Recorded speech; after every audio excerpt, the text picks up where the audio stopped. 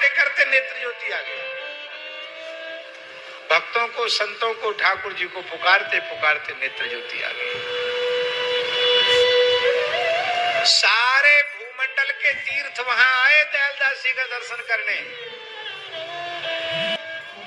पर सद्गुरु भगवान की आज्ञा से जहां बैठ के भजन किया वहीं सब कुछ हो गया। पर हमें तो बड़ों की बात मानना नहीं। एक घटना सुना देते हैं, साधकों को उससे प्रेरणा मिले तो मिल जाए। हमारे पूज्य गुरुदेव के पास एक साधक रहते थे, साधु थे, बहुत अच्छे थे, अच्छे हैं थे क्या, व्याकरण पढ़ते थे, भजन भी खूब करते थे, हमसे भी पढ़ते थे। तो भजन की प्रवृत्ति खूब थी, एकांत में घंटों माला जपना। तो सुदामा कुटी में रहते थे। अब संत सेवी स्थान में तो बहुत साधु रहते हैं, और महाराज जी जहाँ विराजते थे वहां तो बहुत भीड़ रहती थी, पैर रखने की जगह नहीं थी।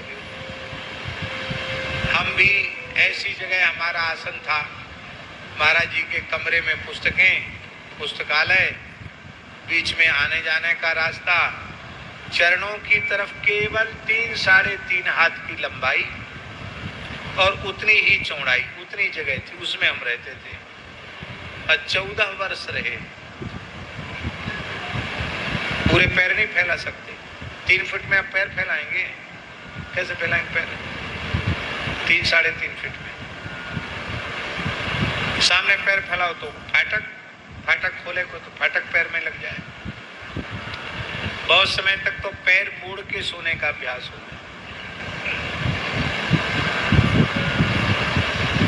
तो वहां भीड़ रहती थी।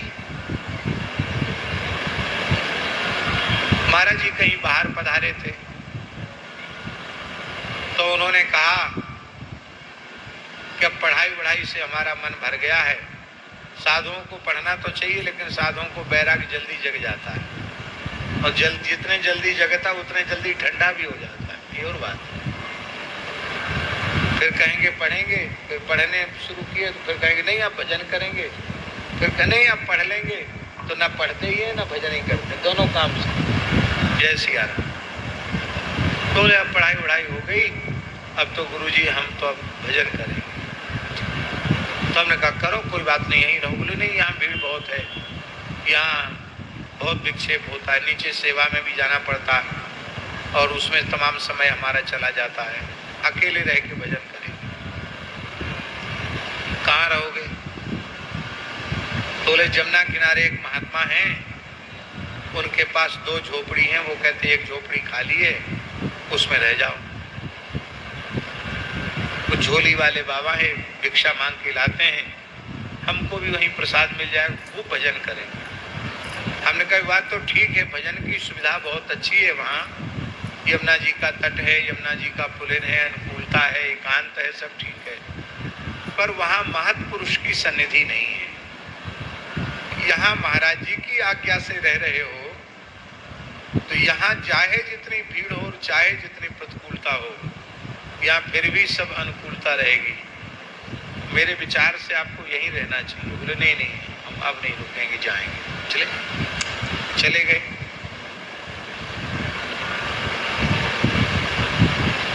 भजन के नाम पर गए, और एक दिन रात्रि को लगभग 11:30 बजे आए मेरे पास। हम लेट गए थे, जग गए, रोने लगे। बोले महाराज जी, पंडित जी हमको बचा लो, गुरु जी हमको बचा लो। कि क्या हो गया?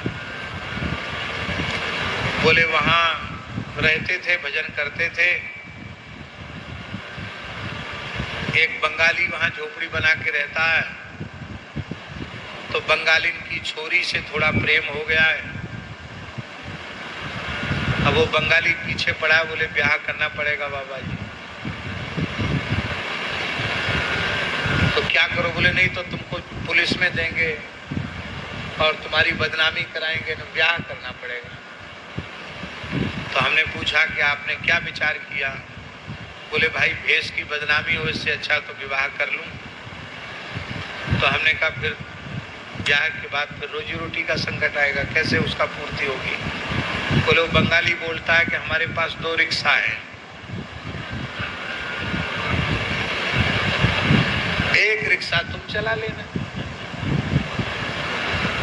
और झोपड़ी में रहना हमारी छोरी के संग। हमने उनको पूछा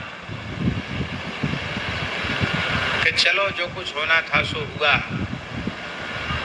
आप भजन के नाम पर तीव्र वैराग्य पूर्वक गए थे, लेकिन यह सच्ची बात बताओ, शरीर से कोई साधुता के विरुद्ध कोई अपराध तो नहीं बना?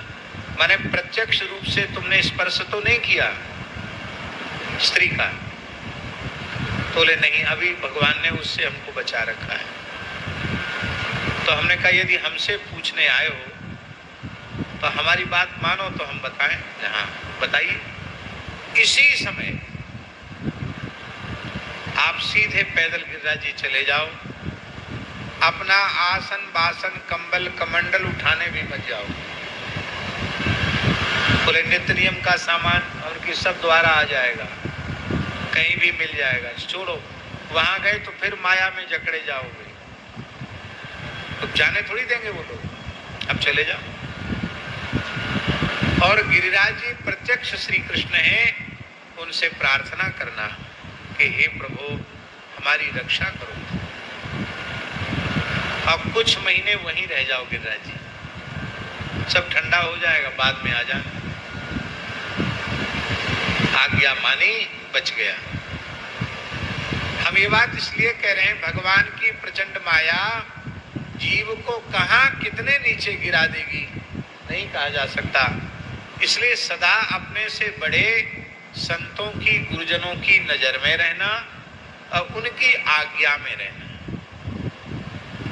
हमने तो यही समझा है अब तक की आयु में, हरि गुरु संतों की कृपा से यही समझा। मनमाना कुछ नहीं करना, अपने गुरुजन जो आज्ञा दे दें उसको श्रद्धा पूर्वक करना। उसका कारण ये है कि समर्थ पुरुषों की आज्ञा हो जाने पर फिर न विकार विघ्न पहुंचा सकते हैं, न देवी देवता विघ्न पहुंचा सकते, न सिद्ध विघ्न पहुंचा सकते, न ही माया विघ्न पहुंचा सकती। कोई विघ्न नहीं पहुंचाएगा, आप अपने लक्ष्य तक पहुंच जाएंगे। बस सद्गुरु भगवान के प्रति पूर्ण समर्पण। पूज्य श्री पंडित जी महाराज, गिरिराज जी वाले पंडित जी बाबा वो कहा करते थे, साधक अपनो याई जन्म में पूर्ण कल्याण चाहे तो श्री सद्गुरु भगवान के हाथन में अपने आप को बेच दे। अपनी इच्छा से कछु न करे, वे जो आज्ञा दे वह आज्ञा को श्रद्धा पूर्वक पालन करे तो वह को या ही जन्म में कल्याण है जाए। पंडित जी महाराज का वचन। तो यहाँ सब ब्रजवासियों का लक्ष्य कृष्ण बलराम की सुरक्षा, उनका प्रेम है और उसमें बाधा पड़ रही है, तो उनको अपने घरों को छोड़ने में एक क्षण नहीं लगा। सब कुछ त्याग कर बैलगाड़ियों में सामान भरकर सब चल पड़े। कहाँ गए? वनम वृंदावनम नाम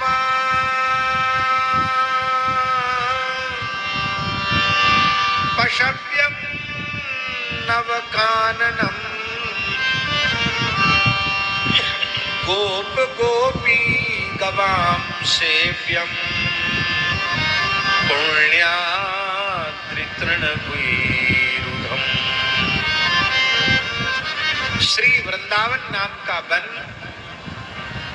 जो गायों के चरने योग्य है और नवकानन है। नवकानन का अर्थ है इसमें कभी पतझड़ आता ही नहीं है, यहाँ तो सदा बसंत ऋतु विलास करती है, ऐसा वह दिव्य नवकानन है और गोप गोपी ग्वाल बालों के द्वारा सेवन करने के योग्य है। और पुण्या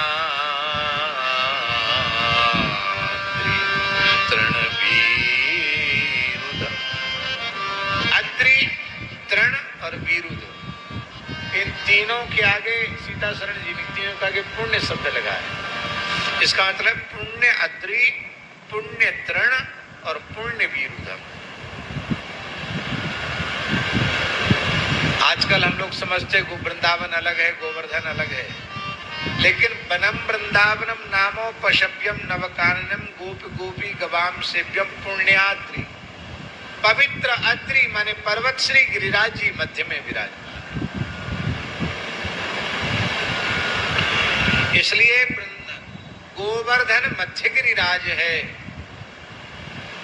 कामवन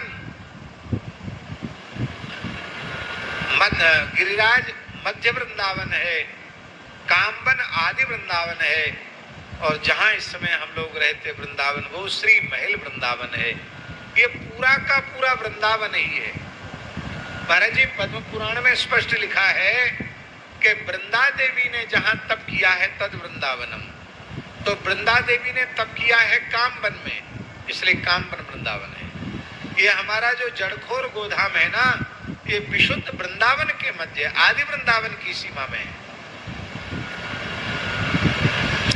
और भैया सच्ची बात कहें तो अभी ब्रज की शोभा, वृंदावन की शोभा तो जड़खोर गोधाम में है। दूर दूर गांव हैं, सुंदर पर्वत है, सघन वृक्षावली है, हजारों की संख्या में गोवंश है। जब पर्वत पर गायें चढ़ती हैं और उतरती हैं तो ऐसे लगता है कि इनके पीछे कृष्ण बलराम गैया चरा रहे हैं। आज भी झांकी का ऐसा दर्शन होता है। बड़ा पवित्र वातावरण है और भगवान की बड़ी कृपा है, गौ माता की बड़ी कृपा है।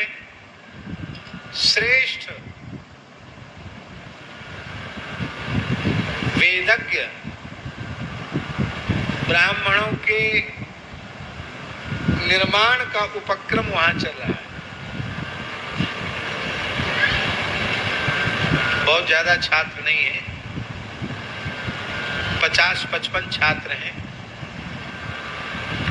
पर वो त्रिकाल संध्या उपासन करने वाले समय से पलाश दंड और मौंजीय व्रत धारण करके रहने वाले, दोनों समय अग्नि में समिधा दान करने वाले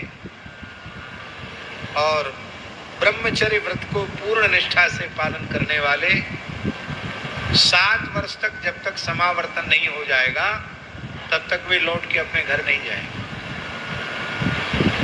और उनको धीरे धीरे षडंग वेद का बोध कराया जा रहा है। भगवान चाहेंगे तो कुछ समय पश्चात मन की एक कल्पना हमेशा रहती थी कि विशुद्ध ब्रह्मचर्य आश्रम जो पुराणों में शास्त्रों में वर्णित है, ऐसी कहीं परिकल्पना हो। वहां भगवत कृपा से ऐसा स्थल है कि ब्रह्मचर्य आश्रम का दर्शन तो हो रहा है, अच्छे सदगृहस्थ भी वहां रहकर गो सेवा कर रहे हैं, तो उत्तम गृहस्थाश्रम का भी दर्शन हो रहा है। कुछ वानप्रस्थी भाव से वहां रह करके तप कर रहे हैं, साधन कर रहे हैं, उनका भी दर्शन हो रहा है। और कुछ साधु वहां पुरुषरण कर रहे हैं, अहर्निश, कोई दूध पी करके, कोई छाछ पी करके, कोई जौ खा करके तप में लगे हुए हैं, तो वहां सन्यास आश्रम का भी दर्शन हो रहा है। भले ही बीज रूप में हो रहा हो, पर वहां इस प्रकार का स्वरूप।